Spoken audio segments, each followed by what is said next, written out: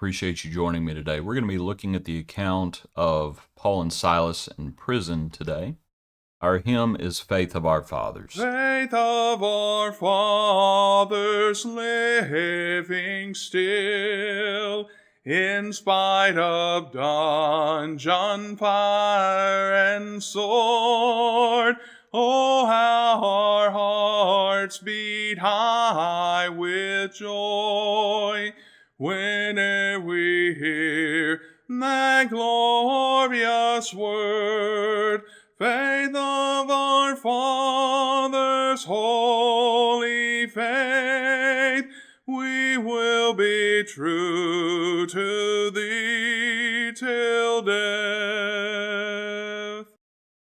Appreciate it, Lee. Our passage is Acts 16. This is right after the account, of course, as Lydia was also in Philippi. Verse 16. Now it happened as we went to prayer that a certain slave girl possessed with a spirit of divination met us, who brought her masters much profit by fortune-telling. This girl followed Paul and us and cried out, saying, These men are the servants of the Most High God, who proclaim to us the way of salvation. And this she did for many days. But Paul, greatly annoyed, turned and said to the spirit, I command you in the name of Jesus Christ to come out of her. And he came out that very hour. I would suggest Paul did not, as she's saying this, Paul did not want to have anyone have the misconception that they were affiliated with this spirit of divination. And obviously she was possessed. And so Paul does what he does, but of course she was employed by someone. Verse 19, when her masters saw that their hope of profit was gone, they seized Paul and Silas and dragged them into the marketplace to the authorities, and they brought them to the magistrates and said, These men being Jews exceedingly trouble our city, and they teach customs which are not lawful for us, being Romans, to receive or observe. And then the multitude rose up together against them, and the magistrates tore off their clothes, and commanded them to be beaten with rods. And when they had laid many stripes on them, they threw them into prison, commanding the jailer to keep them securely. Having received such a charge, he put them into the inner prison and fastened their feet in the stocks. And then we have the account of the jailer himself. We'll speak about that tomorrow. But to look at this account, and, I had forgotten. Of course, we remember the beatings. We'll talk about that in a moment. But, he says that their masters seized them and dragged them into the marketplace to the authorities. I don't believe I've ever, to just think about how violent that is. And the things they endured. All because they had cast out a demon from someone. And they seized them and dragged them. Just, we'll talk about it more here in a second. We're going to look at another passage in 2 Corinthians. But just get that figure in your mind as they're dragging Paul and Silas. And it's just a vicious picture. You almost envision an animal like a lion, dragging its prey. And it's just horrible. And of course, they drag them to the magistrates. And then the magistrates command them to be beaten with rods. And they laid many stripes on them.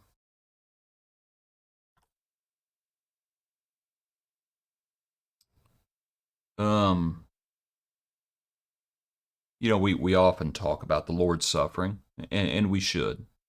We should. But, Paul speaks about the sufferings that were, I think he actually uses the phrase filled up, if I remember correctly, in another passage. The Lord had said, I will show him how many things he must suffer for my name's sake. And of course, he's not all alone here. He has Silas. But there they are, and they've been dragged. They have been seized violently and dragged, and they've dragged them, and now they've beaten them. And then they imprison them. They threw them into the prison, commanding the jailer to keep them securely. Having received the charge, he puts them into the inner prison and fastened their feet in the stocks. Not even the outer prison. May have been a window in the outer prison, don't know. But put them in all the way into the inner prison. And just sad. It's a sad picture. And yet there they are singing hymns.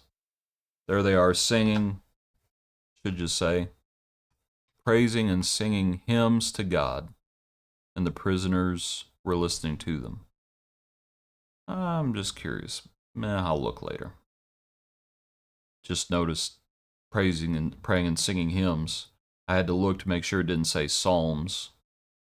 I think it's interesting that it used the word hymns there, but anyway.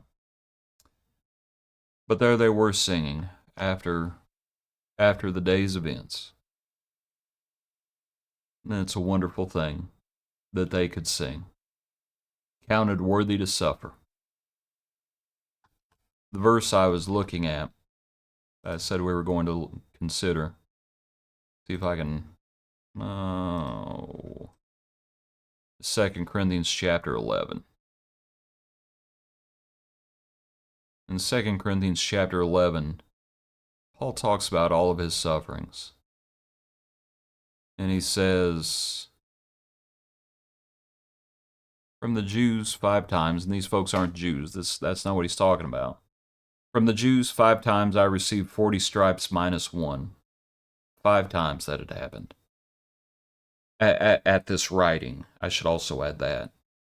There may have been other things that happened after him writing this. 3 times I was beaten with rods.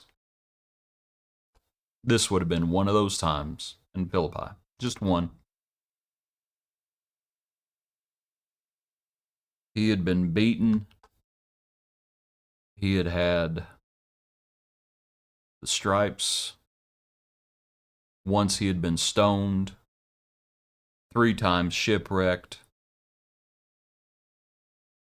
You know, I was thinking, as Paul became older, I was thinking about, bear with me for a moment, of all of those travels that Paul made, all of those missionary journeys, I wonder what his feet looked like as an old man.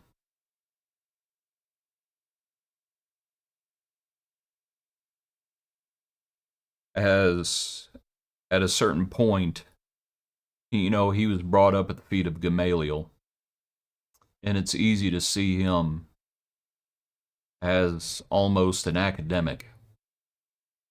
But you know, as he preached the gospel, eventually he had to make tents. I wonder what his hands looked like as he became an old man.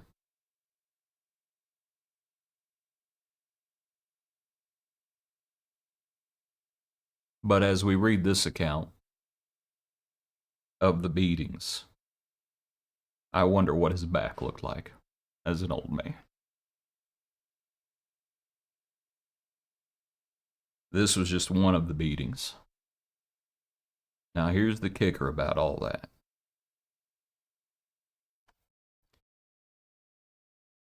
In journeys and perils, his own countrymen, Gentiles, of all of those that beat him, of all of those who whipped him, of all those who stoned him, I wonder how many of those individuals went on to become Christians. Might consider it. Appreciate you. I hope you have a good day. Join us tomorrow for another portion of our daily praise.